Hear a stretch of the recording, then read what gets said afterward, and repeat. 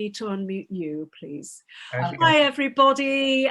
Just want to give you a very warm welcome. We're just getting ourselves organised this end. This is a really exciting session. We're recording it, and so if anybody has to hop off early, because I think it might be a reasonably longish one, but if anybody has to hop off early, obviously we can ensure that you can get recording as per usual.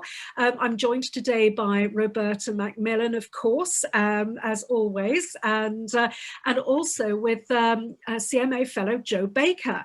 And we've got this incredibly interesting session today because I just wanted to say that we've been going back and forth with the government to keep changing the goalposts about who can and cannot work. And literally right up to the wire on us going live on this call, I've been taking legal advice on what exactly the government legislation means and whether in fact we are allowed to work or not. Now we need further clarification, but we're going to get that, and we will obviously let you know as soon as we have any further interpretation, because it's all very much down to interpretation. We need to get that interpretation clarified just to make sure that we're keeping you safe. But just a few bits and pieces before we launch into today's meeting. I just wanted to say that we're also joined by several CMA fellows, fellows of the Complementary Medical Association, including obviously our lovely Joe Baker, Annalie Hookins, Bianca Violetta, and also our very latest CMA fellow who just joined us today, Fiona Dilston, who's been a CMA member for some years now. And it's very exciting because we're actually going to be actively changing the way that we work with CMA fellows in order to get them much more involved with, well, obviously promoting them as experts in their field, but also very much helping to respond to things like government legislation and media inquiries and anything that's sort of within their remit that they might be interested in doing. And we will be having monthly or bi-monthly meetings with our fellows to make sure everybody's up to speed and up to date and everything that they can do to help. So if you want to get involved in that, if you're watching and you think, gosh, yes, I actually fancy doing that, because the reason I want us to do this is because I really believe, and I'm sure you're on the same page as I am, I really believe wholeheartedly that complementary medicine is a vital service to the health of the nation. And I really want us to be considered as a first line of health and well-being issues. Because of course we tend to look after chronic disease, don't we, rather than acute situations, which is so brilliantly looked after by the NHS.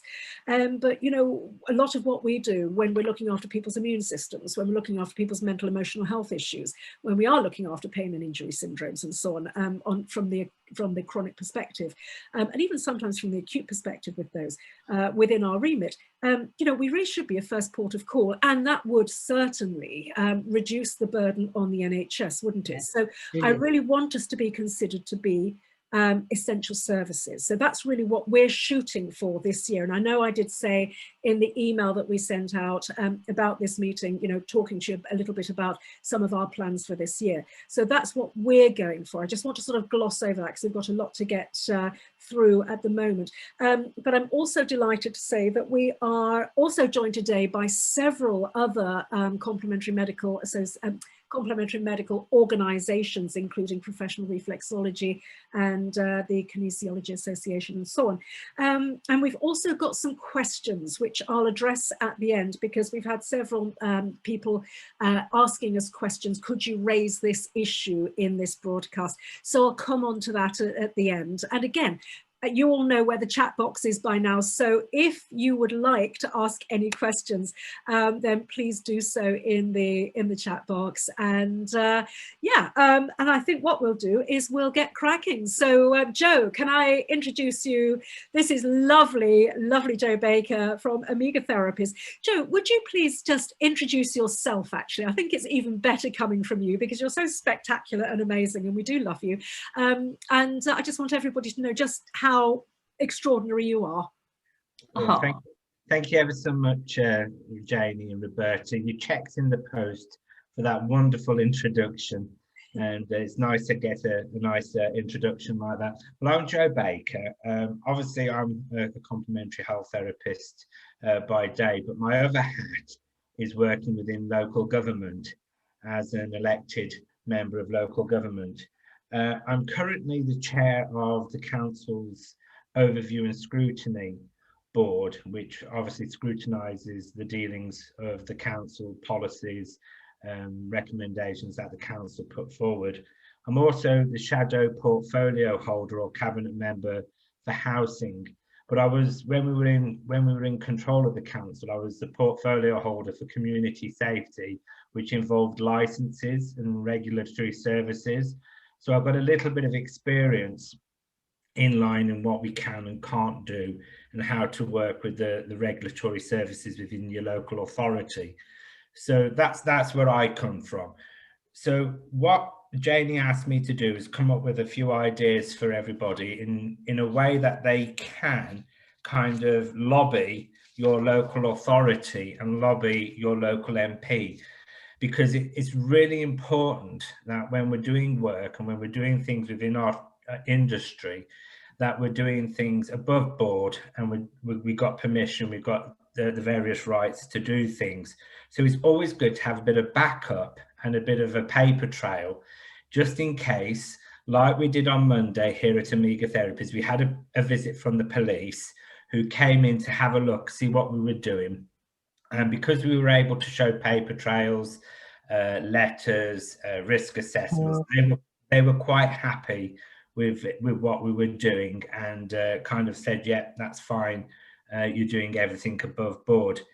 One of the first things I would say you need to do is make sure that you contact your local authority.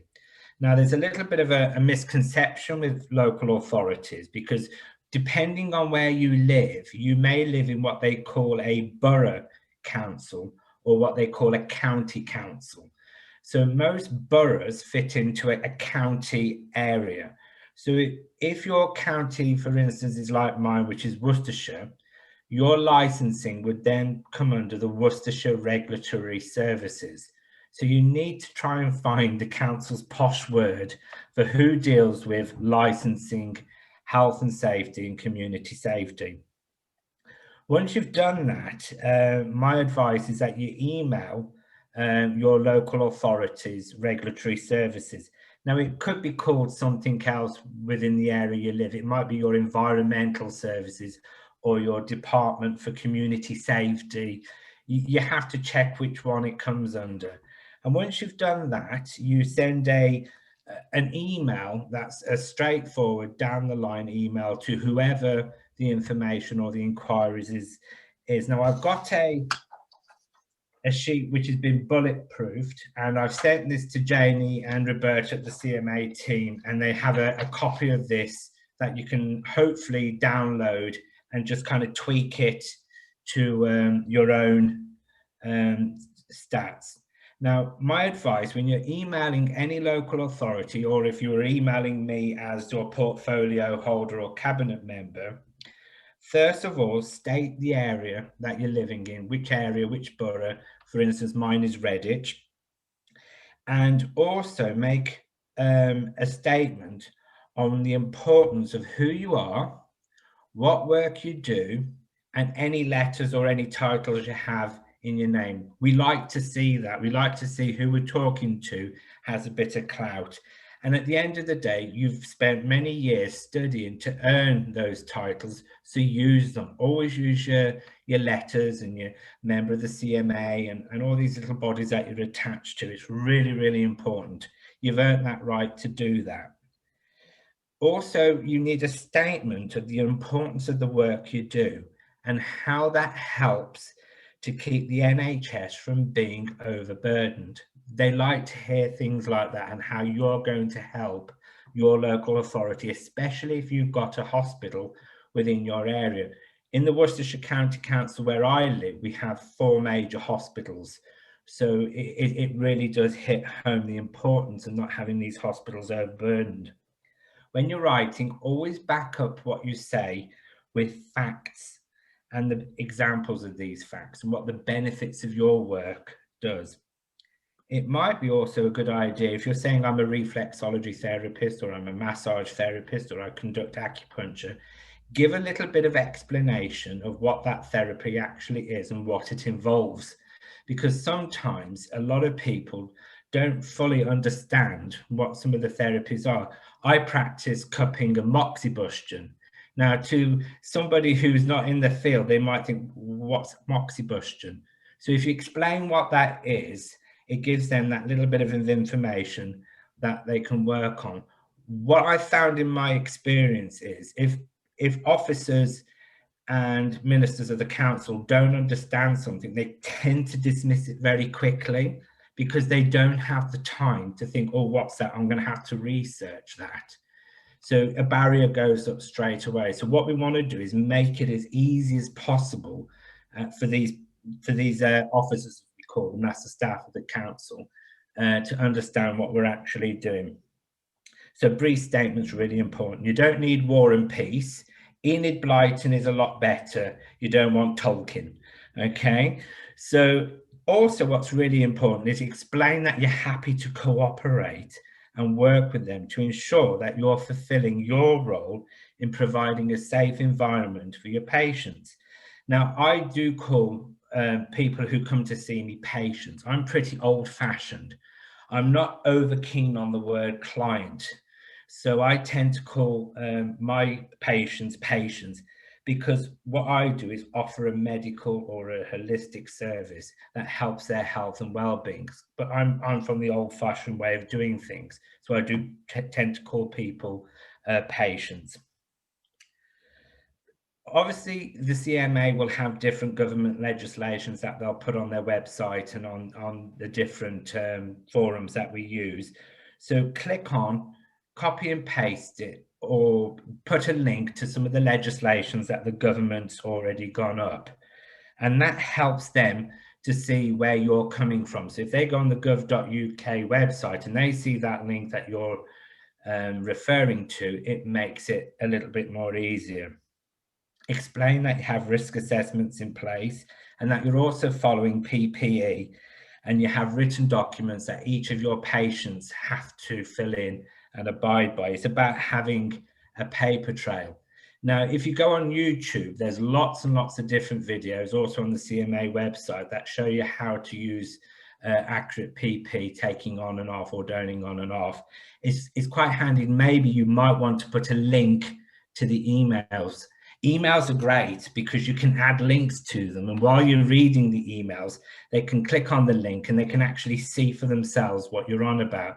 This is why I love emails. They're better than handwritten letters because you can't put a video or a link to a website in a handwritten letter. So emails are brilliant. Again, offer to work with them and make sure that you leave details for them. And if you're working from home or you're working from a clinic, you may even want to say, look, I'm happy for a member of your staff or an officer to come out and visit me. Now, that could be a really scary thought, but believe me, 99.9% of the time, they're not going to have the time to do that. They'll be inundated with hundreds and hundreds of different things. So they very rarely do come out and visit unless it's something that's really serious or there's a complaint being made. But offer them that because it shows that you're genuine in what you're doing. Lastly, what I put on the authority is to make sure that you're not over technical with what you're writing in your email. In my experience, if officers of the council have something that's really technical, they tend to shy away from it. If it's I think it's a natural thing for a lot of us to do. If we don't understand something, we're not quick at saying, I don't understand that, because it makes us feel as if we might be a little bit foolish. So they tend to dismiss it very quickly. So don't be too technical. And if you are using things like moxibustion or something that's technical within your industry, give a little bracket and an explanation of what it is. Make it easier for those officers to be able to make an informed decision. Leave an email address for them to contact, a mobile phone number for them to contact, or your home number for them to contact. Make it easy for them to be able to get in contact with you. Many times on the council, when I've been working within the town hall, I've had officers saying to me, well, I've not been able to get in contact with that person because, you know, they're not answering their phone or they're not answering their mobile. So make sure you've got a little bit of a spec of what they can do to get in contact with you. And most important of all, if they do say, yes, you're okay to work, get it in an email. Make sure you've got a paper trail that you can print out and show anybody that comes in, i.e. the police or somebody from the local authority. Say, look, I've got the email from regulatory services or from my local authority. It's stating here that we're able to practice. What I'm doing is allowed and I'm safe to do so. That's the really main key issue, is that you get that written permission. So that's local authorities. Now, very briefly on the second one, because think of everything I've just said for local authority and turn it into your MP. Now, your MP, regardless of what political stance you are, is there to work for you. They're your representatives in Parliament. And a lot of MPs will turn around and say, well, I couldn't work for it because I didn't know anything about it. But if they get emails and questions and suggestions, then they can do something about it and act upon your behalf. They're more useful than sometimes what we give them credit for. Now, they're not always the most flavour of the month, but they do have a role and responsibility to fulfil. And these are the people that can go into Parliament, can go into government, talk to ministers, talk to the civil servants that work within Parliament and get these legislations, these little forms filled out properly, get the clarification. So if you know your local MP, whether they're Conservative, Green, Liberal, Labour, whoever they are, find out who they are and write to them. Give them a similar letter that you've done to your local authority, and then they can then go back to the powers that be and say, look, this is what we're doing. We're getting all these letters from our constituents who are members of the CMA or members of this body or members of this body or that body, and they need clarification. And looking at the website, there's not much clarification. Like everything with government is as clear as looking through a pool of mud. So when dealing with your MP, you need to give them your address. They need to know that you are in their constituent or the area which they cover. They very rarely look at emails or addresses where they're not the MP for that area. So if you say, I'm a Redditch resident, this is my address, I live in your constituents, they'll know that they have to take notice of that. So you need your name, the area, the different things you practice, and a list of your qualifications. Again, promote yourself, promote what you've done. You spent a lot of time getting these qualifications. Use them. They're not just pretty certificates you put on the wall just to fill a gap in your clinic or in your room. They're things that make you who you are and the practice that you do. So after your introduction, make sure that you state your clear reason why you're writing to them. And if they've got staff on their website, add their staff as well. Copy the staff into it, because sometimes if you're an MP and you've got, like in Redditch, 100,000 people live in Redditch, that's a lot of emails come into them, and sometimes they can miss it. So copy in staff if they're staff. It's normally inquire at then your local MP's name, but if they've got a personal one and an inquiry one, write to the inquiry one as well. That's really important, because one of their staff will pick that up for them. Have your examples of what you do and how it benefits your patient and how it benefits the local community.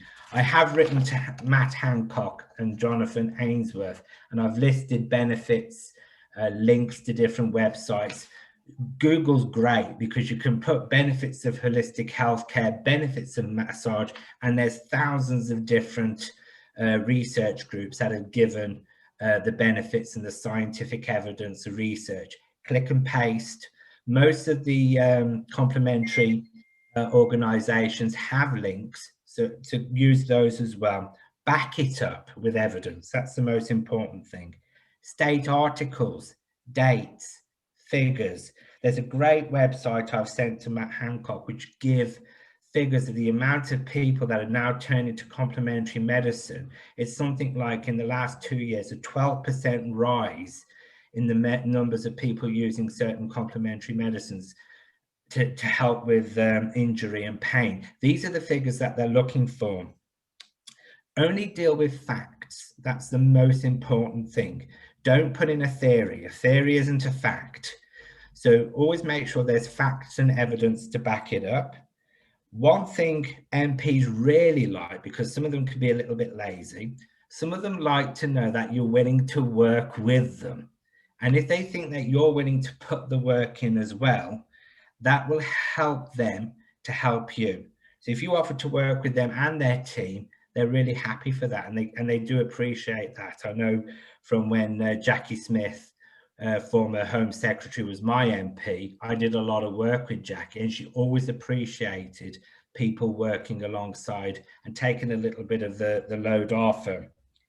Again, as with the authorities, leave your contact details, several contact details, emails. If your business or your practice at home has a website, put your website on there as well, so they can actually see what you're actually doing. And you never know, they might click on and turn a little bit of business your way by getting one of your treatments. You don't know, but leave several ways.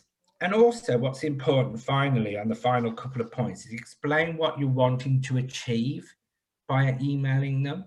And what we want to achieve is more clarification on who can work and when we can start back. It needs to be clear, and that's what we want to achieve. Suggest the benefits for them for investing in helping you as well. Now, one of the things I was talking to Jayney about last night was getting your local press involved. If you've got a good relationship with the local editor of your local rag, ours is the Redditch Standard, you can do a little bit of a piece. This is what we've been doing locally, and our MP has been working to clarify and to get this industry back and to take the burden off the NHS. The local rags love things like that, and your MP will do everything they can to get into the paper in some positive light. It's like offering them a little sweetie for their work. But also, just make sure that you're honest, you're open, and you're always willing to work with them. So that's my advice for working with MPs. Jayney, did you want me to read out the letter I sent to Matt Hancock? I think it would be incredibly helpful if you would, Joe. Yes, please. Okay, so Jayney has got 2 copies of the bullet pointed simplistic way of contacting local authorities and your MP. I did type it all up and work it all out while I was watching Judge Judy last night, so it got me kind of riled up and into I love Judge Judy, so it did get me a bit riled up. Now, this is the email I wrote to Matt Hancock. Now, it's generally a little bit longer than what I would normally email, but obviously, knowing Matt Hancock's reputation, you've got to kind of spell things out a little bit slower and a little bit longer for him. So this is how I've done it. I put, "Dear Mr. Hancock." Now, I have sent this to Jayney, so if anybody wants to write to Mr. Hancock, you can copy and paste this and put your own spiel to it. So the more he gets, the more burden he has put upon him to do something. So if you get... Joe, yeah. May I just ask a very quick question there? First thing, am I right in thinking that you really should definitely personalize it, because otherwise it kind of gets flagged up as a bit of a spam thing? Most definitely. That's what I said. Personalize it to yourself. Yeah. Tweak it to what your therapies are. If everybody started saying, "Oh, we do massage," it's going to think, "Oh, yeah, it is spam." But put it to your own personal thing. Tweak it about. I'm sure you can all do that. You'll all have your own qualifications, things like that. So it's and change the reference on it as well slightly. So it's Dear Mr. Hancock. Well, Joe, sorry, before you, sorry, just one other quick question. So for those of, so for our viewers who aren't in England, presumably they could just change it to Professor Leach for Scotland, and you know, and so on. So yeah, so just personalise it as you need it, according to wherever you live. But I would also suggest you do send one to the Westminster Health Authority as well, because because obviously Matt Hancock is the National Health Service is a national health service, so it does incorporate Scotland, Wales and Northern Ireland. But you've made a good point there. Whoever the Cabinet Minister for Health is in Scotland, you would do that for Wales, for Northern Ireland. I know that they all have their own divulged governments, but it does still come under National Health Service. But obviously, yeah, tweak it and CC another cabinet member in. But also, like I was saying to Jayney as well, put in your shadow health cabinet member as well. So obviously Matt Hancock is the Health Secretary for England, but also Jonathan Ainsworth is the shadow health minister. So they do have the same teams. Put them in, because remember, each MP and each shadow will have their own values and their own interests. So Matt Hancock might not be interested in complementary health medicine, yet Jonathan Ainsworth might be, or the Scottish Minister for Health might be thinking, yeah, this is something that's right down my street. I'm really interested in this. Let's get this sorted. So can I read it now? Please. I promise I won't interrupt again. I do apologise. Right, I had to get that clarification. Thanks. Obviously, it's Dear Matt Hancock or Dear Mr. Hancock. I've referenced holistic therapists performing body works for pain and injury syndrome conditions. Now, you can word that to whatever you want to, clarification on who can work, whatever you want. I've introduced myself. I said, my name is Councillor Joe Baker from Redditch Borough Council. I'm writing to you in regards to my position as a fellow of the Complementary Medicines Association. During the lockdown, members of the CMA were able to carry out treatments relating to the relief of pain and to support injury recovery. Members followed the procedures laid out by the government in regards to PPE and risk assessment, therefore keeping members and patients safe. There is a wealth of information and research that shows complementary therapies help with pain management and well-being. Here are a couple of links that show how. Now, what I've done, I've gone on to the websites and I've copied and pasted links to different groups. I've used Away with Pain, which is managing chronic pain with complementary therapy.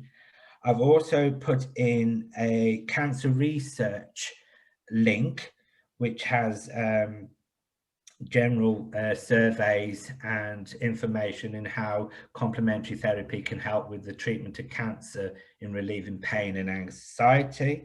I've also used the lymphomaaction.org.uk site, which has also put in a lot of research that's been putting into complementary therapy helping lymphoma. I've also put in Bristol University's survey that they did on about the primary health care and how the complementary therapies help with primary health and unburdening the NHS.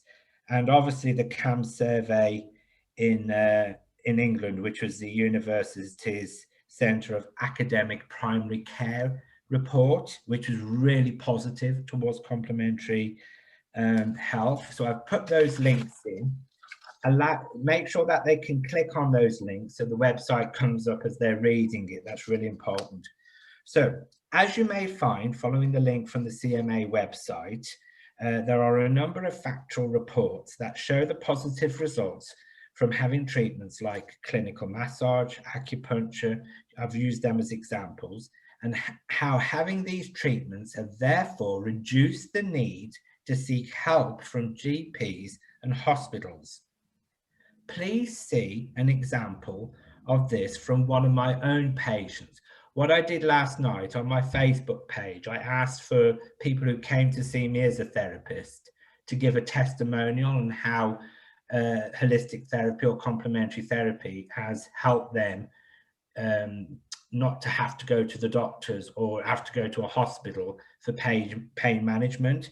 And one of my patients emailed a really nice email which says, "Hi Joe, hope you are keeping well and had a peaceful Christmas and New Year. I saw your request on Facebook and wanted to drop you a quick line of support.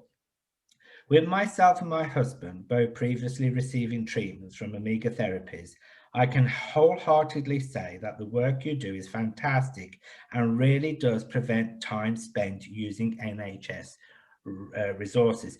These people are both ambulance drivers, I'm going to add. Yeah. Personally speaking, I have had back pain for many years and have had various bouts of physiotherapy and medication through the NHS.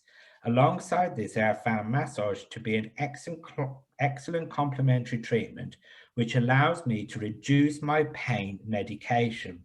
This naturally saves me taking up GP time and money requesting prescriptions.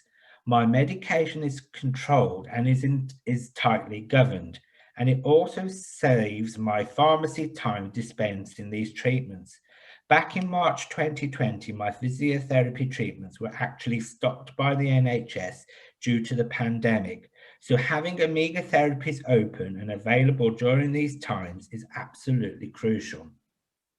With my husband, he suffers with depression and anxiety and has used Amiga Therapies for massage, acupuncture, and other treatments as he suffers with his ears as well. He had ear candle treatment. The acupuncture and massage have been particularly effective in reducing his anxieties as they provide a safe and comfortable environment, allowing him to relax and recover. Over the last few months, he has also been able to reduce his medication, and whilst he has now received counselling from the NHS, we did consider paying privately through the Amiga Therapies counselling services to reduce waiting times due to the NHS delays. Kind regards, Kelly Chu. Now, Kelly is just one of the many examples as to why our service industry needs to be classed as an essential service. Our members, all of you, are highly trained individuals who have spent many years studying and gaining qualifications that are recognised as essential to the health and the well-being to patients who we care for. It is a common misconception that complementary therapists are the same as beauty therapists or those giving a relaxing massage in a massage parlour. Our members can assure you that this is not the case. We are a body of practitioners that deal with very complex medical conditions ranging from arthritis, lupus, physical injury, sciatic nerve pain, anxiety, depression, skin conditions, joint and muscle mobility, and many more. However, this in no way says that the work that beauty therapists do is not important. I know from the last lockdown that our practitioners help thousands of patients with their medical and complex needs, therefore taking the strain away from the NHS so that they in turn can do the work they need to tackle this pandemic. I therefore ask that you and your ministers please make it clear on the government.uk website that workers who help with pain and injury syndrome are allowed to return to work immediately and to have clarity on what we can do. By doing this, you will be helping so many people in the UK maintain their health and therefore helping the NHS from becoming overburdened. Myself and the president of the Complementary Medical Association, Jayney Goddard, are available to discuss this with you and would be more than willing to work with you and your staff to ensure all details and information on the importance of our work are made clear and available to you. I look forward to hearing from you. Yours sincerely, Councillor Joe Baker, Fellow of the CMA, and I've given my contact details. That's all I have to say. Sorry for waffling on, everyone. Round of applause, Joe. I think it's absolutely Amazing. Thank you. Thank you. Thank you. Everybody, is that clear? Are you happy? I know we've got some questions in the chat box, so we will address those in just a sec.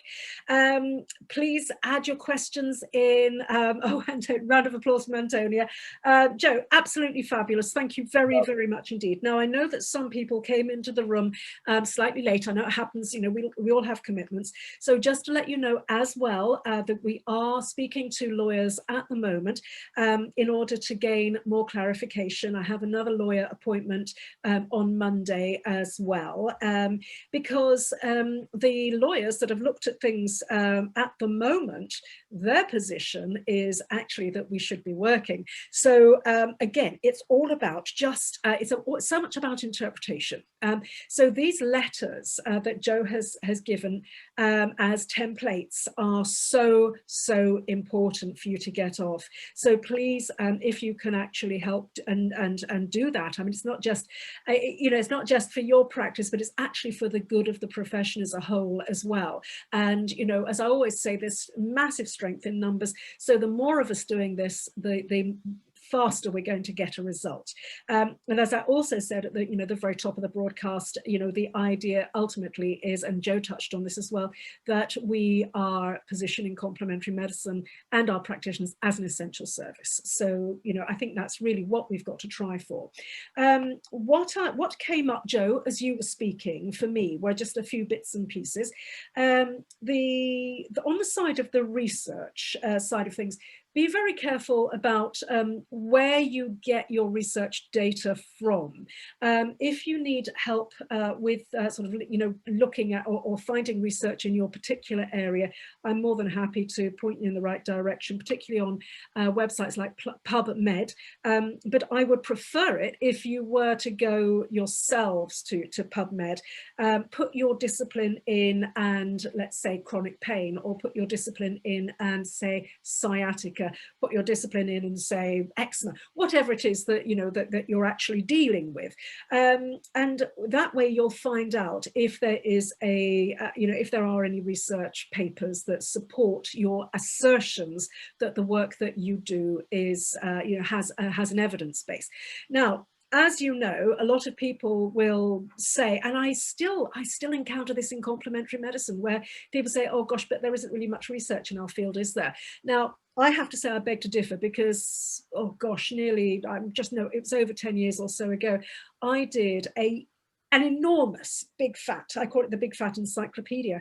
I did this for Collins, and the title of the book was called Complementary and Alternative Medicine, the Scientific Verdict on What Really Works. And I was the editor-in-chief, and my job, just with the Collins brief, was only to use random controlled trials, because those are the trials that carried the most weight at that time. Things are changing, they are slowly changing, and outcome trials and meta-analyses are starting to be taken seriously as well, thank goodness, as well they should be. But at that time, back then, random controlled trials were the gold standard. And anyway, my job was to decipher 10,000 research papers. And this is going back over just about 10 years or so ago. Back then, there were 10,000 that I had to look at and turn into English for inclusion in this massive encyclopedia of research within the field. So believe you me, you know, it's not good enough for anybody to ever point fingers and say, oh, but there's no research in complementary medicine, because there really is. There's a ton of research. So if you ever need help with that, we are more than happy to even run a tutorial on how to use those platforms. So all you have to do is just let us know if that would be of interest, and we're happy to do it for you. Never ever a problem. So that's the first thing. The second thing was, I wanted to just give a shout out to anybody in the group. Have we got any researchers, postgrads, PhD, postdocs, MSCs, that sort of people of that sort of ilk? Because again, you could potentially join a research team. I'd love to set up a research team for the CMA. It would be headed up by Frank Sabatino, who has 2 doctorates, not 1 but 2. And and he is an outstanding researcher. So, you know, he would actually kind of oversee that side of things. So I would like very much to create a team within the CMA that looks at research and so on. So let us know if that might be of interest to you. So now the other thing was, as I said, oh yes, sorry, I keep moving flipping my hair around because I've got a heater. It's so cold in my office. I've got a heater under my desk and it's kind of like chucking heat up, and I've got fluffy hair all over my face. So I do apologize for that, fiddling around here. The other thing was, I just wanted to say, yes, Joe, thank you. You reminded me, we've got risk assessment forms and PPE use forms and instructions on the CMA site. You go to the CMA homepage and right smack bang front and center, right up the top there, it says COVID, what does it say, Roberta? Is it COVID statement or something like that? I won't navigate away from my Zoom screen because I might not get you back. But anyway, it's front and center. It says something like COVID or coronavirus statement. Click on that, and then it's a very long page. Megan is actually working on sort of making it more usable, because what we've done, every time a new statement comes out, hi. Oh, Joe's printed it out. Oh, Joe, you superstar. Thank you. Can everybody see that? Joe, can you just say something?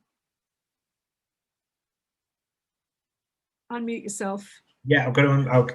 Well, I think my husband would love me to have a mute button that he can control me as well. So,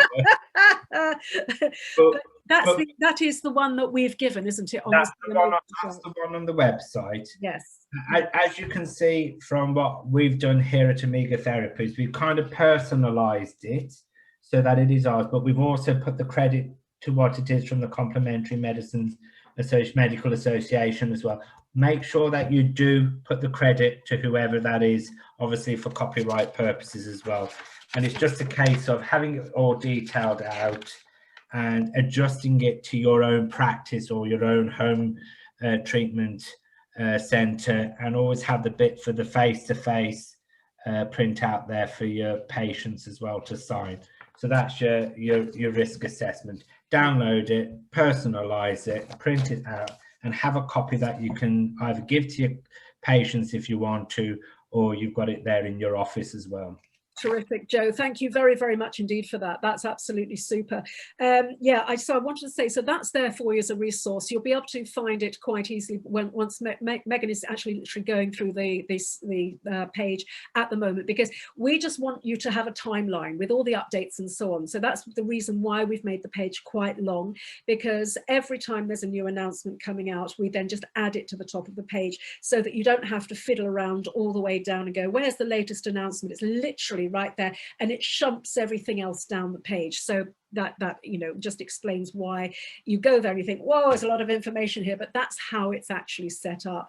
But we are going to edit it a little bit to make it a bit more user-friendly for you.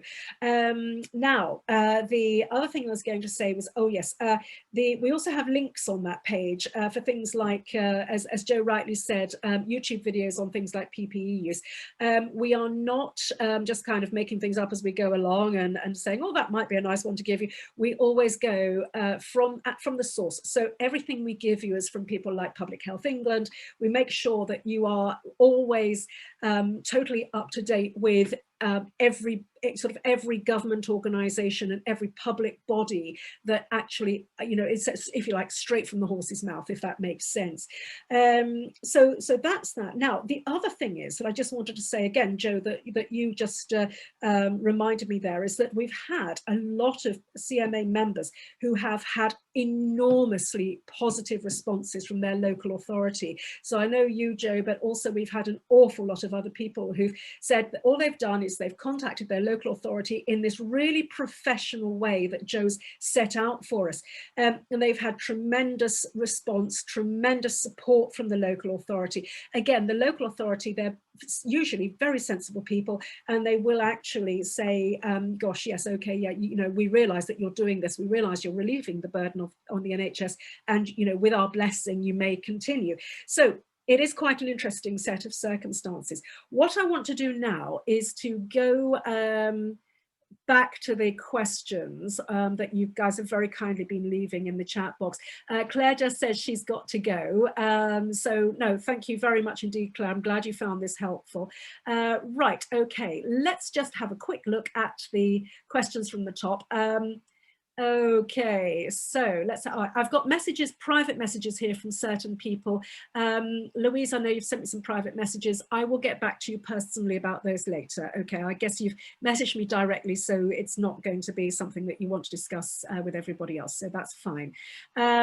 Right, okay, Roberta says, remember, if you're a practitioner member of the CMA, you can use MCMA as your post-nominal letters.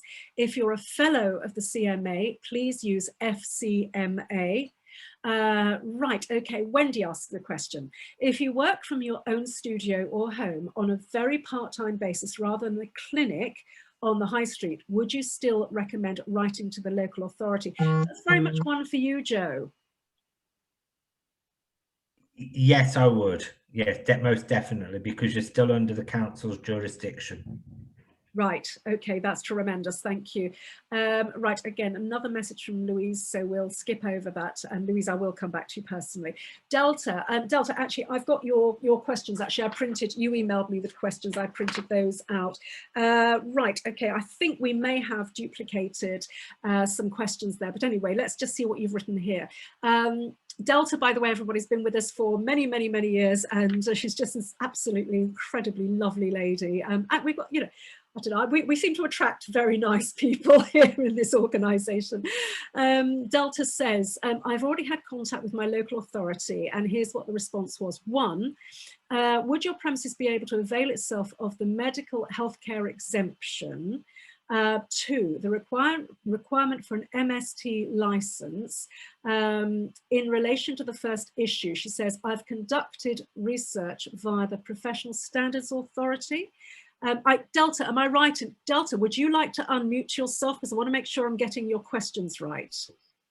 Okay, hi everybody. Oh, hi love, hello sweetheart, how are you? I'm good, thank you. Looking beautiful and gorgeous as ever. So yes, Delta, so have I got that right? You say in point 2, the requirement for an MST license. In relation to the first issue, I've conducted research via the Professional Standards Authority. This is the regulatory body covering medical and health providers. The 2 relevant bodies recognised by this authority are shown below. Only their members are considered qualified to provide medical or other health care. It's my understanding that if there are direct referrals from other medical professionals, they would only be referred to CNHC or FHT members. Now, was that your local authority that told you that? Ah, they've got it wrong. They've got it very, very wrong. Yeah, so just to let you know, because you asked also, Delta, you asked questions like, if CMA members are providing treatments in response to mental health or medical conditions, can they continue to work face-to-face? We're covering that at the moment. So mental health, yes. Injuries and pain syndromes, this is what we are getting clarification from the lawyers for on Monday. Literally right up to 3 o'clock today, I was speaking to lawyers. So if you don't mind hanging fire on that one, we'll give you more clarity on Monday, because it's about interpretation.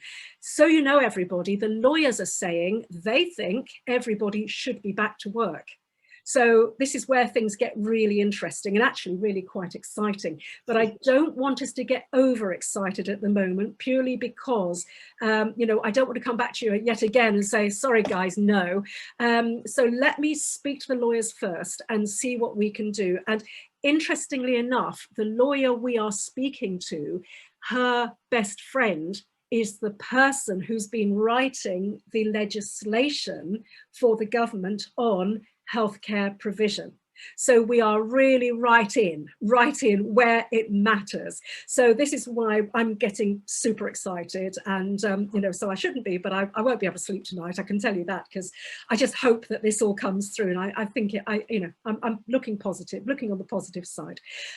Delta, you also asked, whilst following PPE guidance, is there a recommended length of time face-to-face appointments should last for?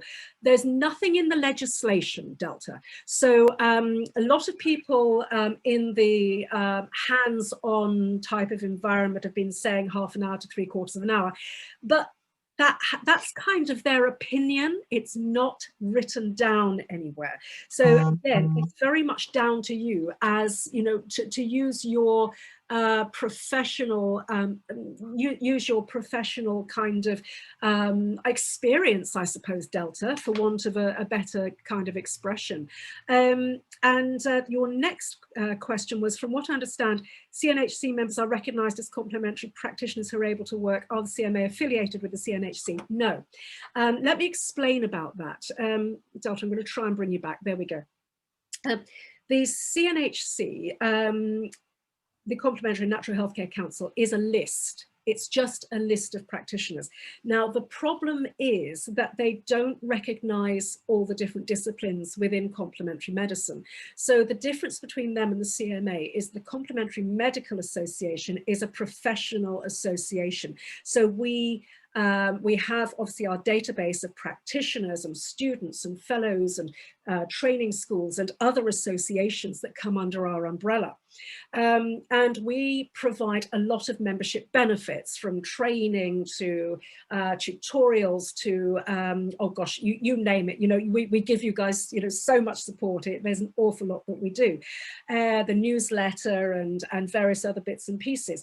Now, we recognise, Roberta, I don't know if you've got a tally of late, but we recognise, to my understanding, about, would you believe, about 180 different disciplines within the complementary medical field, whereas the CNHC only recognises Alexander technique, aromatherapy, Bowen, colon hydrotherapy, craniosacral, healing, hypnotherapy, microsystems acupuncture, naturopathy, nutritional therapy, reflexology, Reiki, Shiatsu, sports therapy, and yoga. So our concern about the CNHC and why the CMA can't affiliate with them in any way, and not that we could really, because you see, you can't affiliate with them as an organisation. It's only like for practitioners just to go on a list. That's all it is. You don't get any sort of membership benefits per se, as far as we know. And so the thing is, what if you're a homeopath?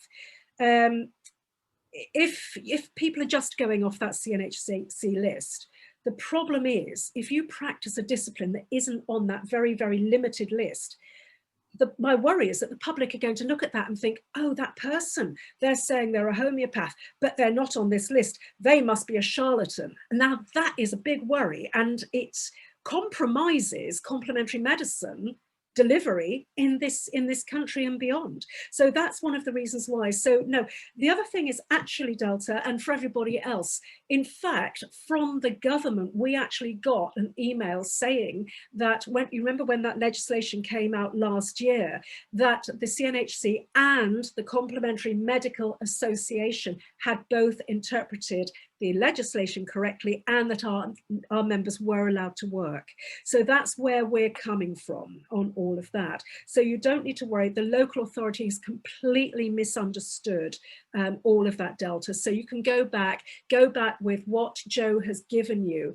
We'll put them up on the website. We'll make sure you get them. Go back with all of that, and I think it will help to clarify the situation. If you need us to jump in, and this goes for all of you listening in, if you need us to jump in, we're more than happy to do so and support you in any way we can. That's what we're here for. That's why we're your professional association. So I hope that actually helps, Delta. Does that clarify things? It does to a certain extent. It's just that because they're being very specific, and my worry was also, as you mentioned, Jayney, if you're not a member of the associations that they recognise and you are a practitioner in the area that they do recognise, then where do you stand? Do you have to then join them? No. It seems quite unreasonable for the local authority to be just recognising a couple of bodies. Right, okay. The problem with local authorities is they don't speak to each other. I'm sure Joe would agree with that. We see this, for example, okay, you know that Complementary Medical Association, CMA members in London practicing bodywork and massage and so on, are able to have an exemption from special treatment licenses. And we deal, for example, with the Croydon Council, because they are supposed to oversee all of the other councils and get everybody singing from the same hymn sheet. And you know what? It's like herding cats. And even poor Croydon Council can't get everybody to just to be up to speed. So generally speaking, I think what you're looking at there is a council that isn't, or local authority that isn't up to speed. I think what you've got to do is go back to them, perhaps with that printout that Joe has given you, tailor it to your own needs, and then if you need us to weigh in, then we are more than happy to do so. I mean, we've been around for nearly 28 years. We are the leading organisation, and you know, by the fact that they don't have us listed is very much an oversight on their part, and they're not actually doing their job properly, quite honestly. So that's really the, you know, I think that's really what you've got to go back with. But as I say, if you have any difficulties, then we'll jump right in for you. Does that help?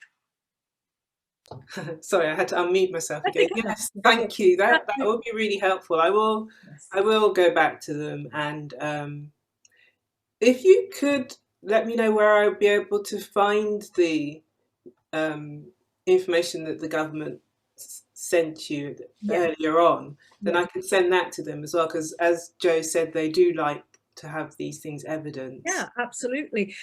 We certainly can. In fact, it's up on the Complementary Medical Association Facebook page. I need to scroll down a little for it. What we probably ought to do is put it right up at the top again of the COVID page, just so that it's easier for everybody to find. So we can on the website, do you mean? On the website, yeah, and also on the Facebook page. Okay. So that'll be, it's no problem for us to do that, Delta. Roberta, would you just be able to, I know you write these things down, That's amazing. just remind me, because you know all this stuff is going through, plus now obviously all the, you know, dealing with the lawyers as well. It's written in my shorthand already. My love. Thank you. Thank you. That's brilliant. Okay, fantastic. Thank you so much, Delta. That's brilliant. Let's crack on with some more. Oh, Joe. Yeah, yes. Jane, can I just interrupt you on that one? Delta's right, because there's a lot of local authorities, what they tend to do with the officers, I call them officers, it's what the technical term for the council staff are called. A lot of the officers will look into these things and they'll find a group or a professional body, and they'll just click on that one and then just say, this is what we recognise.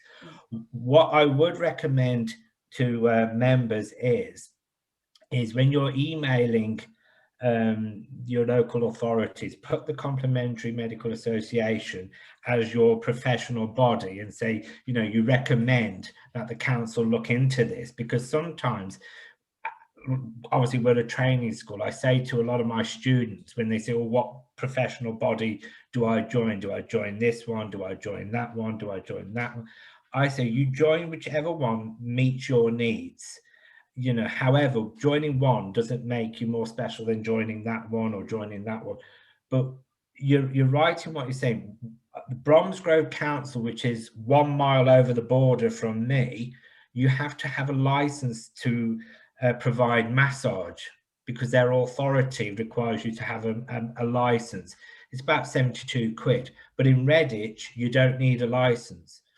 In Worcestershire, you need a license to practice hot stone massage, yet in Bromsgrove and Redditch, you don't. So each authority has its own way of making money. And the way they make money is to force you to buy these licenses so that their regulatory services can say we're doing our job right and we're monitoring. I did notice very quickly that Libby had a question about which of the authorities. It'll either be your regulatory services or your licensing department are the people that you need to write to, and then the officers will forward your email on. But there's so many different professional bodies out there, but you know, push the one you're in, and the Complementary Medical Association obviously is the best one, so they should all be recognizing it. Oh, bless you, Joe. Thank you so much. That's very kind. It's interesting also, just talking about Libby as well. She was saying that she knows one remedial massage therapist who was told on the phone she could not work last November. You see, they just got it wrong. I mean, it was completely and utterly wrong. Again, it's somebody that hadn't read the legislation, Joe. Would you agree with that? Yeah, but what I would do in that case, Libby, I would say to your friend, What they need to do is, if they're saying no, they need to give it you in writing and have backup on the reasons why they're saying no. And that's quite difficult for them to do. She said no, she's obviously just saying, well, no, because she doesn't understand. But you would need that in writing and ask her to evidence her reason for saying no, just as we would have to evidence reasons for why we should. Yes, thank you, Joe. That's fabulous. Thank you very much indeed.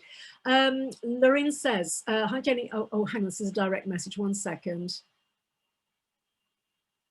Actually, Lorraine, can you let me know whether I'm okay to answer that question, just read the question out and answer it, because you have sent it to me as a direct message. I don't want to speak about something. I mean, to me, it looks like a really generic question. So, you know, it may be that you just sent it to me direct by accident. If you want me to come back to you privately, I'm happy to do so. So I won't address it right now.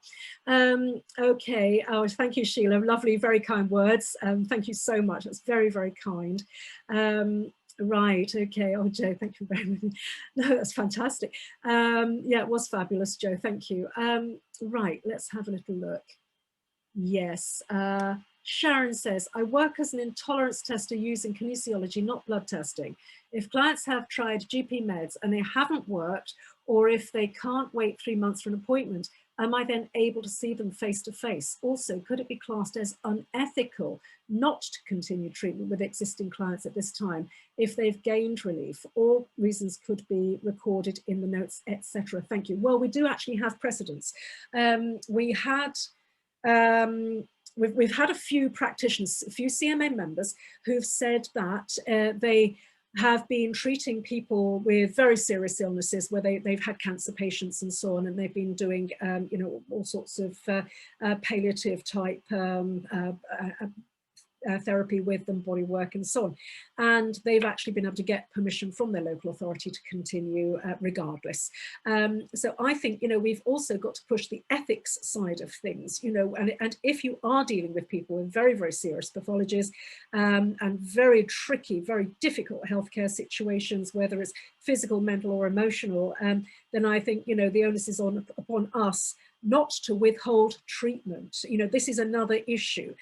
So again, I think perhaps emphasizing that if that's your cohort of patients, then maybe it would be morally wrong and ethically wrong to withhold treatment. So again, you've got to think about that yourselves. That's a very important issue. Thank you for raising it. Sharon, I hope I've answered your question for you. Right, Fiona would love a tutorial regarding PubMed. I'm more than happy to do so if there's anybody else would like it. Yes, oh, thank you. It says regarding COVID, it's right there on the front page. Yes, it is front and centre. Claire's had to go, that's fine, no problem, Claire. Francis says, I'm interested in research. I have a body of research on stress. Well, that could be really important, actually. Would like to talk to you about that, Francis. Oh, Lorraine says, Jayney, CMA, our streets ahead of other organisations. Well done. Thank you very much. Actually, it's interesting, you know, everybody, I have seen, you know, some organisations, some big ones. I would never name any names. They've actually got broken links and all sorts on their home pages. It's actually quite disgraceful, I think, because as a professional association, you are charging a membership fee and you jolly well ought to deliver value for money and benefits. Otherwise, why are people join? You know, why do you have members if you don't look after them? I find it rather odd, but anyway, there you go. It's just me. Right, okay. Right, let's have a little look. Oh, Louise says it's fine to read out loud. Okay, 1 second. I'll come back to that in just a second, Louise. Wendy says, thank you. Oh, Susan says, I've recently discovered CMA via Wendy Hamilton. How quickly can I join, please? You can join immediately. That's fantastic. Thank you. My lovely colleague, yes, Joe, bless you. My lovely colleague, Roberta, is on the call. I know that Roberta will be able to give you some information about that. All you do is you simply go to the CMA website. The website address is so it's the.org.uk. Right there on the home page is join the CMA. Click on that link and it will take you through to the category that you want to join in. And you just do it online. You apply to join. It processes processes everything for you online. And then, of course, you need to then send your certificates in, well, copies of your certificates, or scan them, and your proof of insurance, because it's crucial that we see that you have your qualifications, and of course that you are insured to the conditions of membership. And once they're processed, Roberta aims to turn everything around within 48 hours maximum. Usually she's far faster than that. Generally speaking, as soon as you send your paperwork in, Roberta's on it. I mean, she's really fast. And again, we believe it's part of the service. We believe it's part of supporting you. You know, if you've been good enough to have faith in us and want to join, then obviously it's upon us, isn't it, to look after you in just the same way. It goes both ways. And this is something else I always say, you know, the thing about the CMA is that, yes, we are a membership body, yes, we are a professional association, but, you know, we're there for you, but also you are very much there for us. And it's, as I was saying right at the very top of the call, for those people who are fellows of the CMA, what we're going to start doing is really getting you very, very much more involved with media, with politics, with research, and so on and so forth. And we'll have fellows meetings monthly or bi-monthly to suit you, so that we can actually really push you as the expert in your particular niche, and so on. Because I think it's really, really important that we get as many people out there pushing complementary medicine, so that it's not just doctors. I mean, you know that we as an organisation, we really liaise very closely with the General Medical Council, with the British Medical Association, with the British Medical Journal and the Lancet, and so on, to keep educating doctors. I go and teach at medical schools around the world, actually, and I teach medical students the evidence base for complementary medicine. So it's all about pushing complementary medicine, so that we can really help people to understand that we are offering incredibly supportive services. So just a little sort of insight and flavour into what we're doing. Right, okay, so hope that helps, Susan. Fiona, I thought the PSA did not have any sway. No, that's the Professional Services Association. Professional services, is that right? Have I got that right?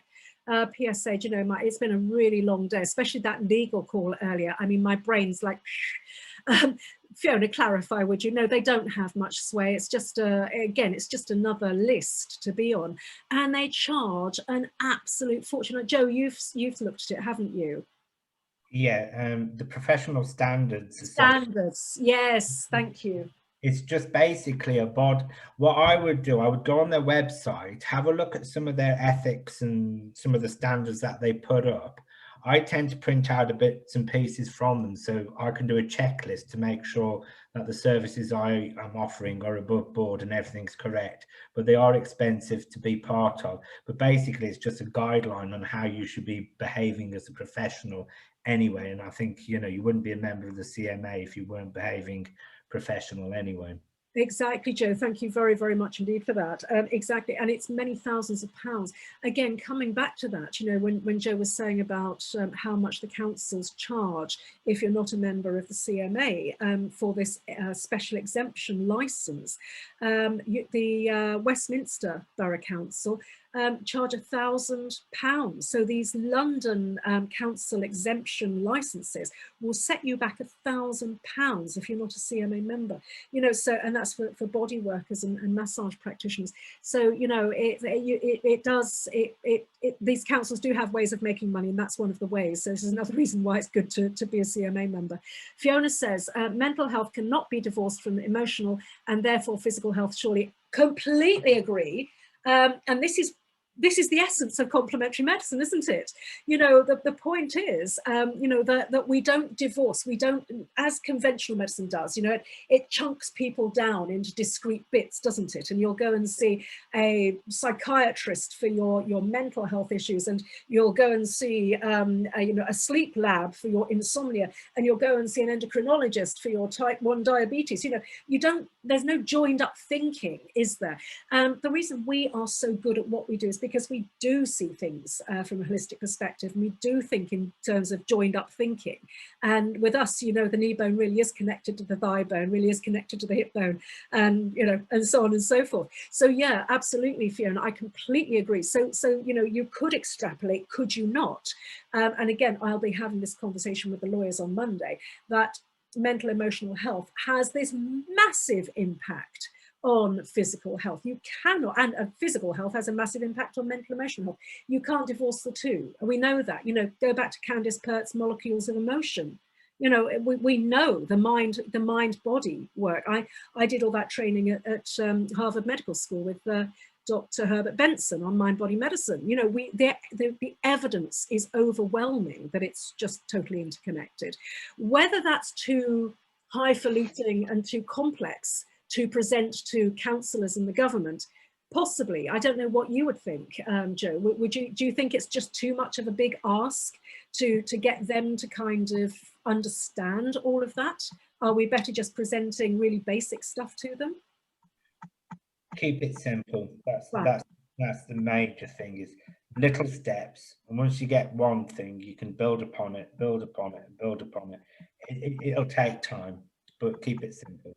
Thank you. Yes, absolutely. Fiona says, what if you're a homeopath? Actually, the good thing about homeopaths is that, of course, you know, we do hands-off therapy, and we can massively socially distance. We can argue very strongly that we're dealing with mental emotional issues, and you know, you can put screens and so on. So homeopaths, psychotherapists, anybody doing talking therapy, anything hands off, we're immensely privileged. So, you know, that goes without saying, and especially if we can hang things on that peg of mental emotional health.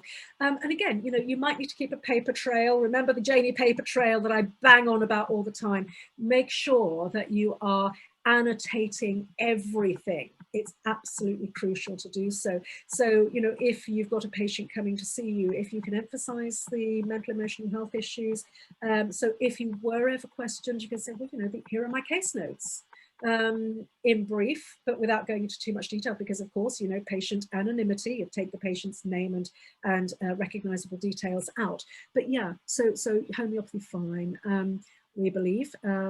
Libby says, what do we do in spite of everything? The local authority says we can't work. This is why we've got to get clarification on legislation, because the legislation will override the local authority issues. Is that correct, Joe? Yeah, thank you. And so if we get the legislation clarified, which is what we're really fighting for on your behalf here at the Complementary Medical Association, we will then be able to get that clarification. You'll be able to go along with the legislative document and say, look, here you go, this says I can work. So please don't worry too much until we actually can let you know that we've got this in hand, okay? Right. Susan says, how long would it take to join the CMA? Your wonderful organisation has been recommended to me by Wendy. We covered that earlier, so we're good there. Oh, Fiona, thank you, Fiona, says you can join via the website, Roberta Super Speedy. Oh gosh, okay, you guys are doing my job for me behind the scenes. Thank you so much. You're wonderful. Okay, that's terrific. Oh, bless everybody's, oh, I don't have to do any of this. This is great, I can go home. Right, okay. Zoisa, am I saying your name right? Zoisa? Please let me know. Unmute yourself and tell me. I wanted to join the CMA during the first lockdown, but not sure which category to join under as a practitioner of massage, kinesiology, Reiki movement, rehab and more, whether it would be practitioner or the association. No, I think, so an association is where you have lots of other practitioners who are your members underneath you. If, however, you are running a training course, you would join us as a training school or college. If you are just a practitioner and you are working with people one-to-one or groups sort of one to many or one-to-one, but you're actually working as a practitioner, then join us in the practitioner category. I hope that helps. Now, we do have many practitioners who are also running training colleges and training schools. And I'm starting to laugh because Joe's got his best buddy there. Oh, look. So you can join us in various categories. You don't have to just be in one category, and we can always help you, you know. And so if you want to ring Roberta, our telephone number, if you'd like to call, is 0845 129 8434, and we also have a landline. Well, that's a non sort of geographic number, which can sometimes be cheaper, or if it's cheaper for you just to call a landline, 01450 850630. I know Roberta will be able to put those for you in the notes, but you know, you can always phone us. We're people, we're all people. We answer the phone, and we do talk to you, and we are all practitioners. This is the other thing, you know, so we know exactly what you're going through and what your, you know, what your issues are and how to sort them out best. Some organisations, it has to be said, are actually insurance companies. I don't know if you guys know that, and they're very much vested in taking as much money from you as they possibly can. So anyway, won't go there. Right, let's have a wee look. Okay, Louise, I'll come back to you in just a second. Oh, Delta's also interested in research. Brilliant. Okay, fantastic. I thought you might be. And will we let you know when and where the templates Joe has created are available? Yes, of course. We will put them up on the CMA website. As I said, Megan is redoing the page just to make it so much more easy to use. We will put all of those up for you on the website, and we'll also put them up in the CMA Facebook group. There's a section in groups called files. We will put them in the files as well for you. Okay, so that is really, really helpful. Joe's just sent me a direct message. Actually, Joe, can I read that out about the chat? Yeah, okay. Thank you, Joe. Joe says it may be a good idea to set up a members chat page so members can chat to each other and share experiences. Do we have this already? I know my students are on WhatsApp. We've been talking about setting up a WhatsApp group, and actually for this, I think we could. Roberta, how do you feel about that? Are you happy to for us to set up a WhatsApp group? Joe, carry on. Yeah, I don't see why not. If there's a need for it, then I think, yes, we should. And perhaps it's something just for as long as we're in lockdown, and then we can put a stop to it so it doesn't go on and on and on with irrelevant things then. Yeah, I can take a note of that. Yes, thank you. If we keep it focused, that would be great. We've got a dedicated CMA mobile number, so we can easily set up the WhatsApp group. Joe, what were you going to say? Yeah, what I have for my students is or anybody that comes to Amiga Therapies, we have a WhatsApp chat page, and a lot of my students will say, "Oh, I've got this problem coming up. Does anybody else suffered from this? Has anybody else had this happened, or this has come up? Any advice of what we can do?" And it's a kind of a support network for students, and I think it would be a good thing for the members to have that as well. So you could have, say, Susan coming up saying, "Oh, I'm a bit unsure of what this is. Does anybody have any advice?" And obviously, if you've got Jayney or Roberta or Megan monitoring it, and then it's a good platform for people to get information straight away, because I don't know about everybody else, but if you have something come up, it's awfully worrying sometimes, and you're thinking, well, Friday's Jayney's little workshops, it's a long time to wait if you've got something on Monday, and a quick click onto WhatsApp, you could have an answer within a few seconds. I'm happy to monitor that with yourselves as well. That would be amazing. Thank you. That's kind of board, as I've got the experience. If, say, Roberta or your team set it up, add the telephone numbers to anybody that wants to go onto it, and then get it going. And it's a support. It shows that we're not alone, and that there's others out there as well. Oh, Joe, that's absolutely fabulous. Thank you very, very much. It's really generous of you. Thank you. Truly appreciated. Penny just says, I'd love to join, but I'm not on Facebook. Does that matter? No, it doesn't matter at all, Penny. We know that some people like Facebook, some people really detest it. In fact, this came up actually as an email to me recently. where I had somebody saying, can you guys stop using Facebook, the CMA, can you stop using Facebook, and can you go on to one of the other platforms like Parler, for example? And the problem is, you see, that it's very difficult because so many of our members do use Facebook. But you see, the thing is, Penny, we don't use it exclusively. You know, we've got the CMA website to let you know about things. We do stuff on YouTube to let you know about things. And we've got the newsletter to let you know about things. And of course, now the WhatsApp group. So you don't have to use Facebook at all if you absolutely hate it. And I know lots of people really don't like it. But, you know, the thing was, even after the Cambridge Analytica scandal, we did ask people, you know, do you want to keep using Facebook? And the majority of our members said, absolutely, yes, we do, because it's just quite handy. As long as you see it for what it is just a tool. And, you know, you don't have to buy into all the ridiculous nonsense on there. You know, just use it as a tool and just get in and out and don't get hung up on the nonsense that goes on. Fiona said they have, yes. Jayney, sorry, would you like me to put the CMA mobile number up in the chat box just now, or do you want me to hold that back? It would be really super, actually, if you could, please, Roberta. Okay, I'll do that. I can't remember it offhand, but I'll pop it up now. Super, thanks ever so much. That's terrific. Thank you. Fiona's saying they've hassled homeopaths to death. Oh my goodness, yes, I know, absolutely. I mean, the death threats and all the rest of it that I've had, you know, because of where I've put my head above the parapets and been on TV and said about the pharmaceutical industry, the emperor has no clothes. You know, I'm certainly not. I'm certainly not flavour of the month with Big Pharma, that's for sure. And you know, and obviously as a dyed-in-the-wool homeopath, you know, that I'm a soft target as well. But you know, the point is strength in numbers, Fiona, and you know, we're all doing bloody good work. And quite honestly, if we weren't doing good work, and if we were just little hippies, you know, doing smells and bells, they wouldn't be bothered with us, would they? You know, they're attacking us for a reason, aren't they? It's the way to look at it. So, you know, that's that. It's a discussion for another day. Pip had to go, that's fine. Right, okay, Christian says, oh, Christian, hello, lovely. Right, it is a private message. I'm just going to read it through. Right. Any advice? Okay, Christian. Right, yeah. Do you know what? We need to have a chat with that. Why don't you email me, Christian? And you've got quite a big question there. It's about practice building and so on. So, you know, I'm more than happy to answer any one-to-one questions for you. That's not a problem.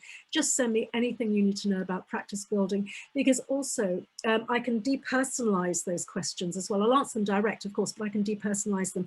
And then we can talk about the issues generically in my masterclasses group. It's called Jayney Goddard Masterclasses, which is the Facebook group where I talk about practice development and whatnot. And we do also on the CMA YouTube channel as well.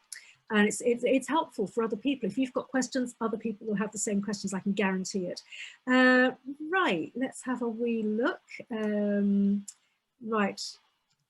Okay, what happens? Susan says, very important question. So I know that we're running over everybody. I knew we would. If you have to go, it's absolutely fine. Just mark where you are time-wise, and then you can finish off watching the broadcast when it goes up on YouTube on Monday if you have to dash. So please don't feel bad about running away. But if you want to stay with us, that's absolutely okay. Joe, are you okay for time?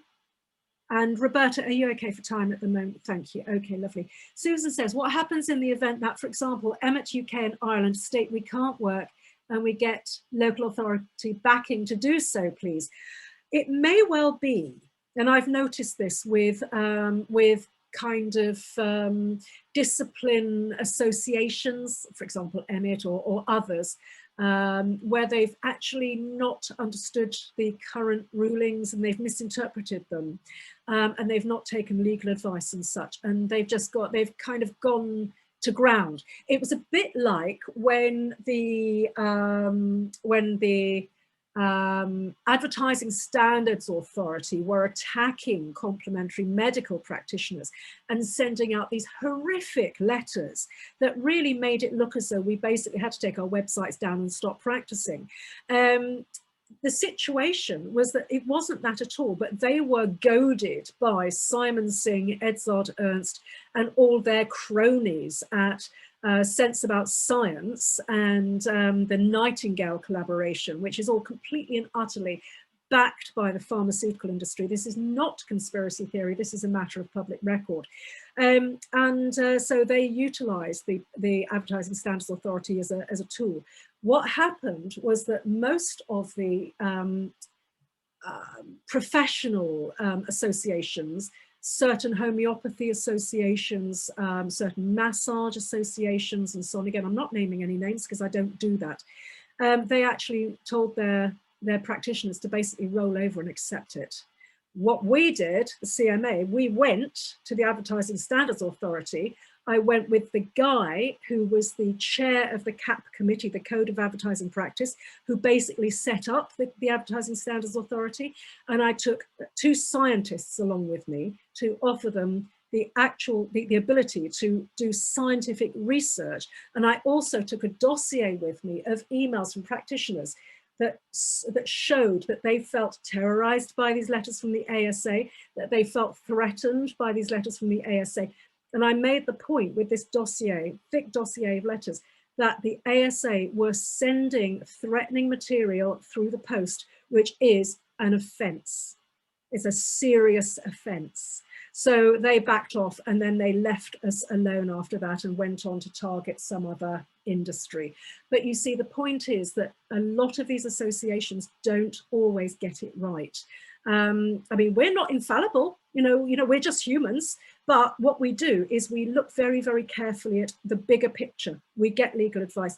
We look at the legislation. We look at the advisories from the government, and we make our positions on that. And where we need to get experts in, we get them in, because we know that we are practitioners. So, you know, legalese is not my forte, but so let's get somebody in who actually does know it. Politics is not my forte. Let's get Joe in because he knows it inside out, back to front. You know, so this is the point, is we get the talent in and the expertise in so that we know that we are telling you what's correct. Right, okay, so yeah, Louise did say, Joe, that I can answer her question. Right, that's your, yep, okay, Christian, we've got your email, that's fine, we'll get back to you on that. Lorraine says, I'm struggling to find clarity for non-close contact. I'm a homeopath with screen in place in addition to 3-metre distance based in Northern Ireland. As far as we know at the moment, Lorraine, unless we hear to the contrary, that sounds as though it's absolutely okay. But you've got to make sure, as I say, with everything, with all of this, the overarching thing is, are people allowed to come into your place of work, or are you allowed to go and visit people? Just clarify that, because if you've got a lockdown, now I know that your Northern Ireland lockdowns have been really draconian. So the point is, if they've said nobody's allowed out of the house, except for an hour a day to exercise, then that could be problematic. But if they've said you're allowed out of the house to go for medical treatment, then we would argue, looking at the government's advisories, that they may well be able to come to see you because you've got all your PPE, you've got your screens and so on. So to us, that looks as though it's okay. So I hope that helps. Right. Yes, Fiona says, being sick gets you down and leads to serious mental health. Lockdown leads to serious mental health. We've seen a massive upswing in tragedies and suicides and loneliness. And you know, quite honestly, the cure is often worse than the actual ailment. It's been horrendous. Holistic is a word. Yes, it really is. Susan says, I don't believe Emmet UK can do that. It's an issue for you, your insurance company. Yes, you're absolutely right.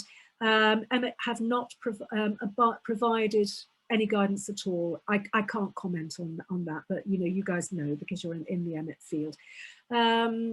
Right, okay. Sharon says, I'm with the ARH, and that's the Association of Registered Homeopaths. They have said you should offer virtual consultation first, and then in extreme cases, whatever they are, you can see people face to face. We always have the mental emotional stuff too, absolutely. You see, I would agree with that. You know, as homeopaths, we have, as I said earlier, we have the luxury of being able to do distance case.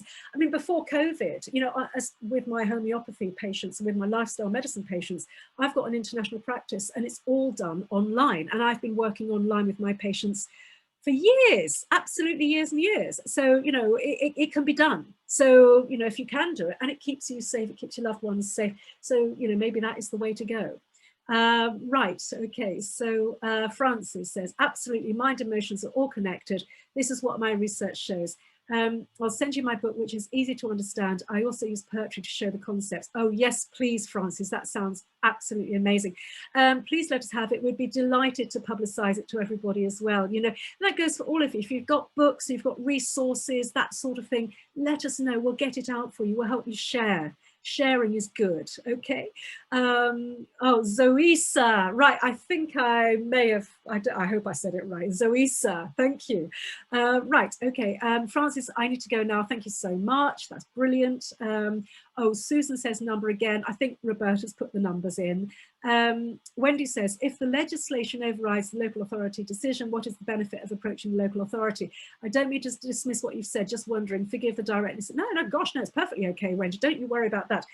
Yes, if it does override, but you know what? I always believe in belt and braces. And I also believe, and I don't know if you would say this, Joe, as well, but I believe getting the local authority on your side is always a good thing to do. For future reference, what do you think, Joe? Yeah, your local authority has direct contact with the police as well, so that's really important. That obviously, if anything happens, the police and the local authority do work together. So if you have permission from your local authority and something is reported, the police will check with them first before they give you a visit. But always remember that government legislation does overrule local authority. Great. Yes. They do have the trump card, but if the local authority are saying it's okay, the police are saying it's okay, then I think you've got nothing to worry about at that moment in time. Yes, thank you very, very much indeed. That's brilliant. I'm just reading through some more notes. Right, okay. Do you have to be a member to access the YouTube channel? Gosh, no, you don't. No, the CMA, you go to YouTube and search on Complementary Medical Association.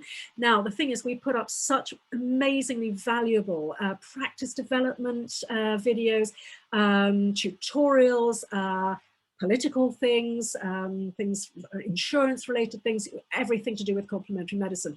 It's all there for the taking, all there for the using.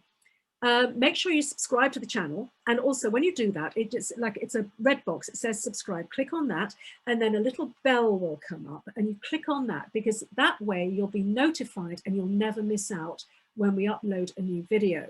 Okay, so you know, just make sure you take advantage of it. It's a great resource. I know you don't need to be a member. We would prefer you were, because we, you know, strength in numbers.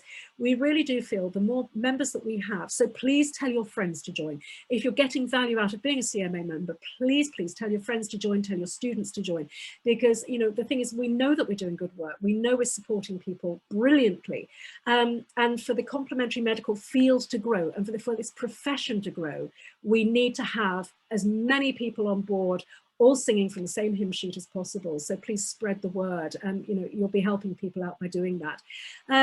Right, okay. Sharon says, sorry to repeat stuff, this is for you, Joe, but the two council places Joe said to approach were regulatory services and...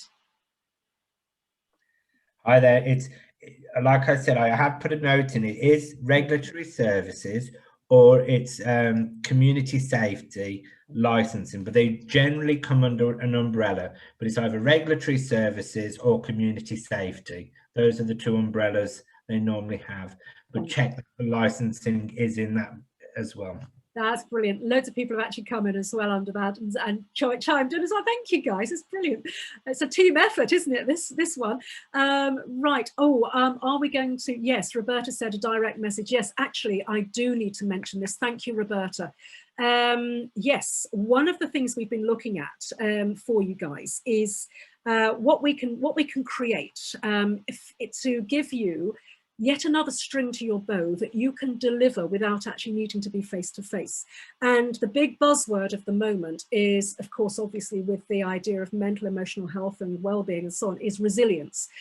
So we are creating a training course on resilience, bounce back ability, which is really, I suppose, the definition of and the essence of resilience, and happiness, and positive psychology. So the course is going to be how you can take out and actually train people to become resilient to create greater levels of happiness and well-being, mental health, mental emotional health and well-being in their lives, and more joy and more strength and what, you know, and help them cope when they are faced with these incredibly difficult times. We're also looking at creating it as a train the trainer training as well. So it means that you would be able to take this course and then go out and teach it to other people who would then also like to teach it. So again, we need to hear from you.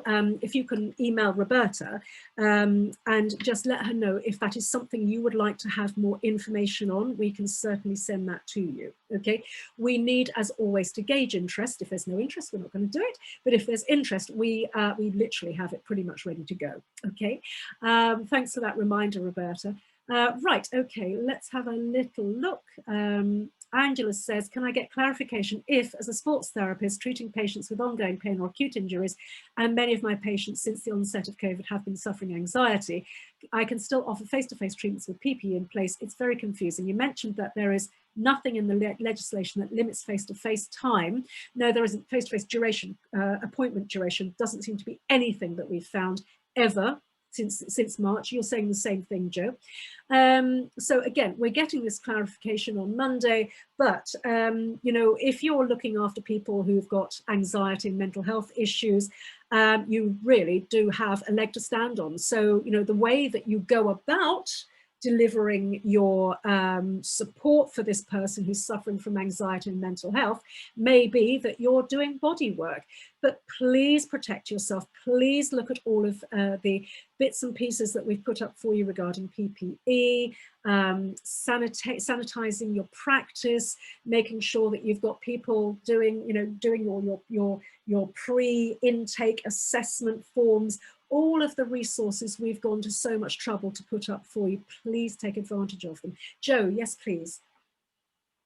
Thank you, Jayney. On that note, I would also say there hasn't been any time restrictions for any of the treatments face to face.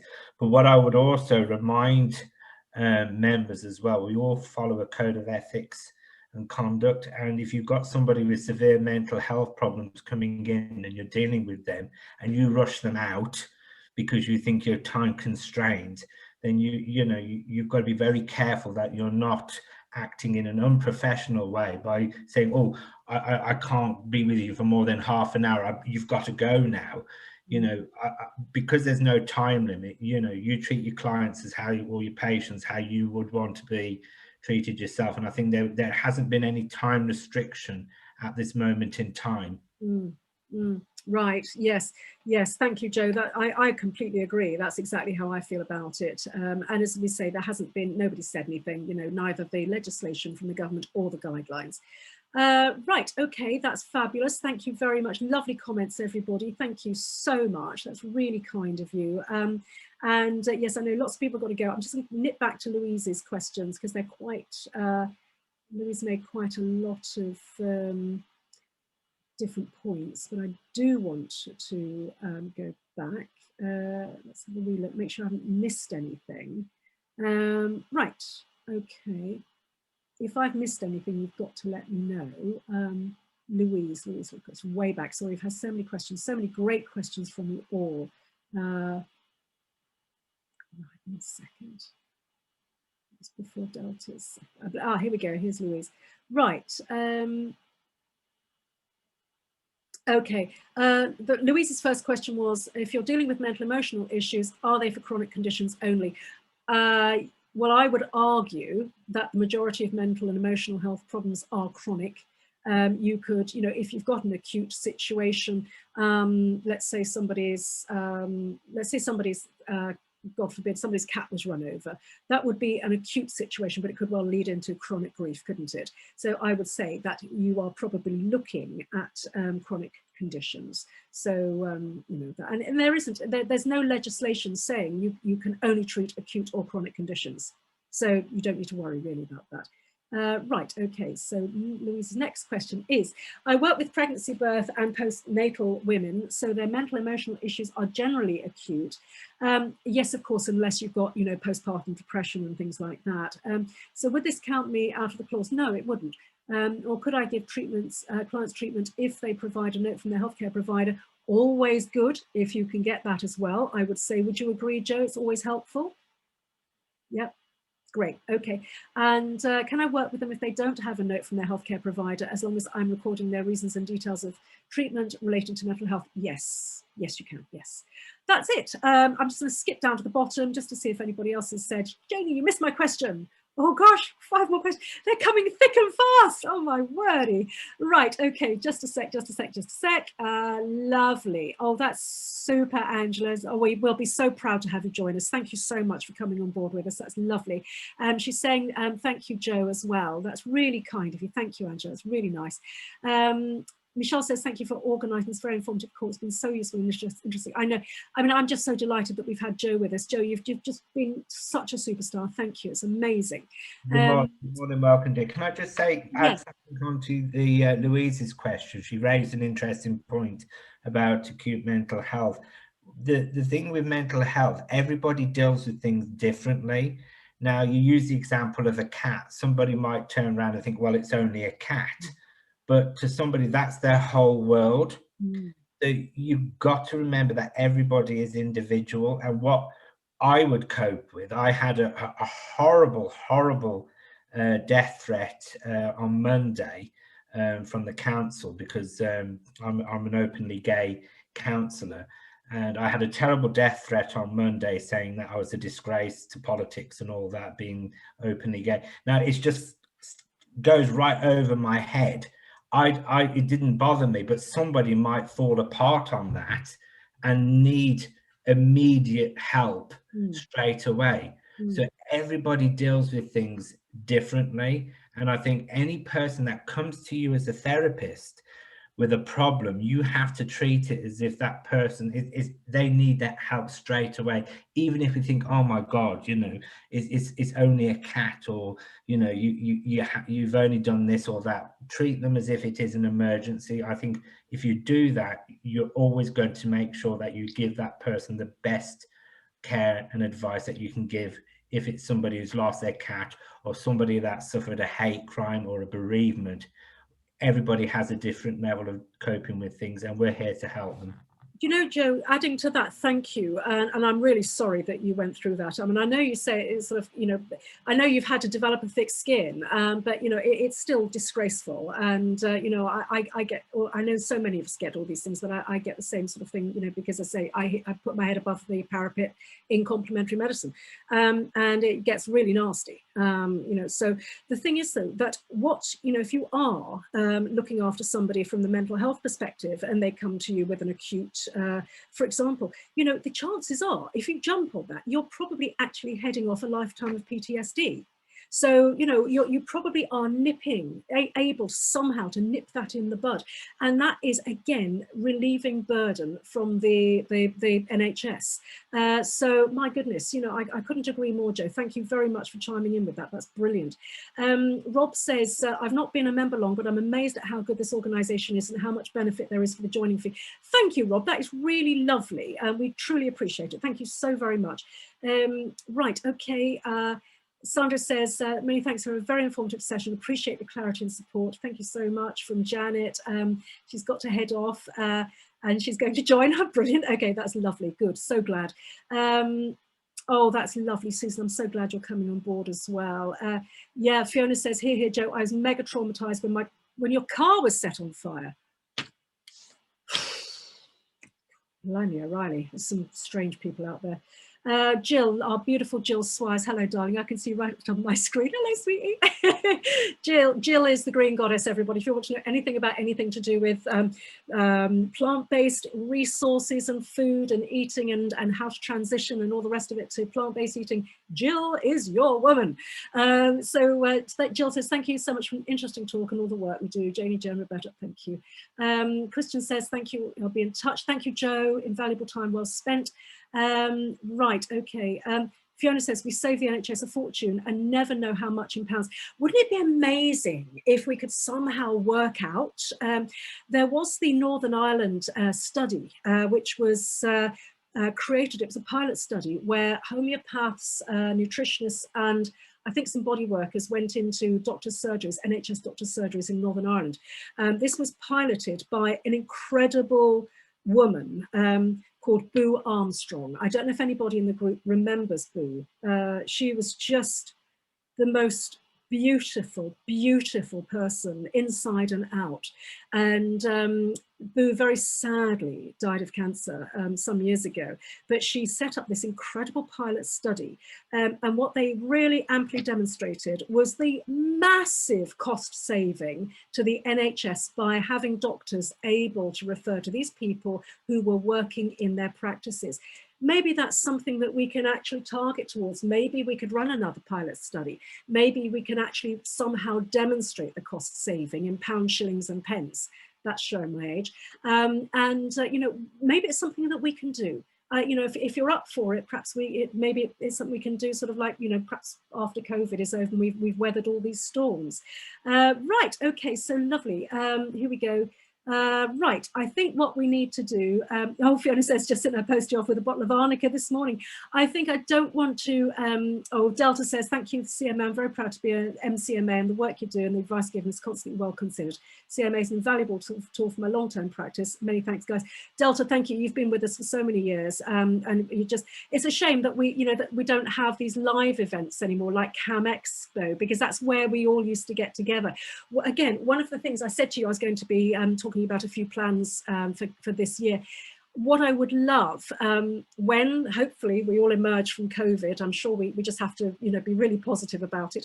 You know, we're going to have to get together with, you know, live events. You know, we're looking at running conferences and maybe, you know, trying somehow to perhaps resurrect Cam Expo. For those of you that don't know or didn't come to Cam Expo, it was an amazing professional exhibition. It's huge. It was at Olympia and Earl's Court and various other places. Oh, Excel, and it was just the most amazing way for us all to get together and, you know, and actually see each other face to face and give each other big hugs. And that's what I'm looking forward to later this year. Okay, my darlings, Pelly says Pelly's joining. Brilliant, great, that's fantastic. Yeah, okay, loves, right, that's it. I think what we need to do is, Joe says finally, remember you're all amazing and the work you do is valued. Thank you so much. Joe, did you want to say anything in closing, my love? Just remember, if there's anything you need help with, I'll type on my personal email address at the bottom. Anybody that needs to contact, or if you just need a chat or a little bit of support, give me an email. And if you want some templates or any help or advice, I'm happy to help with Jayney and the team's backing. So well done, everybody. And I'm sorry if I did waffle on a little bit too long. No, you didn't. No, Joe, you absolutely didn't. It was absolutely, every single word is just amazing and so valued. Roberta, lovely, is there anything that you need to say in closing at all?